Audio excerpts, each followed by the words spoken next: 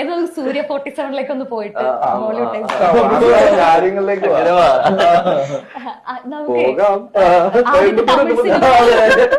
ആദ്യത്തെ തമിഴ് സിനിമ എന്നുള്ളത് ഇപ്പൊ ഡയറക്ടർക്കാണെങ്കിലും ജിത്തുമാധവനാണെങ്കിലും നസ്ലിനാണെങ്കിലും ഒക്കെ ആദ്യത്തെ തമിഴ് സിനിമയാണ്. എങ്ങനെയുണ്ട് അവിടെ ചെന്നിട്ട്? ആക്ച്വലി ഞാൻ വളരെ ടെൻഷൻ അടിച്ചൊരു കാര്യമായിരുന്നു തമിഴ് എങ്ങനെ ഹാൻഡിൽ ചെയ്യും എന്നുള്ളത്. പക്ഷെ അവിടെ അത്രയും കംഫർട്ടബിൾ ആണ്. ആ സെറ്റ് നമ്മൾ അത്രയും കംഫർട്ടബിൾ ആക്കി. അവിടെ അതിനുള്ള എല്ലാ അതിനു വേണ്ടിയിട്ടുള്ള ഹെൽപ്പും ഉണ്ട്. ഇപ്പൊ അതിന്റെ ഷൂട്ട് നടന്നുകൊണ്ടിരിക്കുകയാണ്. ഈ നെക്സ്റ്റ് മന്ത് എൻഡ് വരെ ഉണ്ടാവുമായിരിക്കും ഷൂട്ട്. അപ്പോ ഞാൻ വളരെ എൻജോയ് ചെയ്തുകൊണ്ടിരിക്കുകയാണ് ആ പ്രോസസ്സ്. തമിഴ് ഡെബ്യൂ മൂവി എന്നുള്ള രീതിയിൽ തമിഴൊക്കെ പറയുമ്പോ സൂര്യ സാറാണെങ്കിലും നന്നായിട്ട് പറയുന്നുണ്ട് തമിഴ് എന്നൊക്കെ. അങ്ങനത്തെ കോംപ്ലിമെന്റ് എല്ലാം കിട്ടി. അപ്പോ നോക്കാം.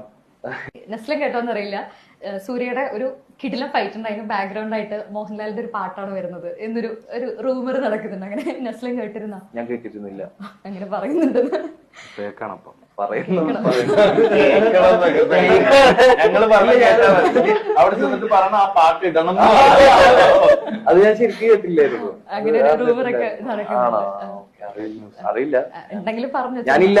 ഞാനില്ലാത്ത പോർഷൻസും ഷൂട്ട് ചെയ്യുന്നുണ്ട്. ഇപ്പൊ ഈ അമലേട്ടന്റെ പടം അതിനിടയിൽ ഒരു ഷെഡ്യൂൾ തമിഴ് ജിത്തു ചേട്ടന്റെ പടം ചെയ്ത് കഴിഞ്ഞിട്ടാണ് ഞാൻ അമലേട്ടന്റെ ജോയിൻ ചെയ്തത്. ചിലപ്പോ അപ്പോഴൊക്കെ ഷൂട്ട് ചെയ്തിട്ടുണ്ടാവും, അറിയില്ല.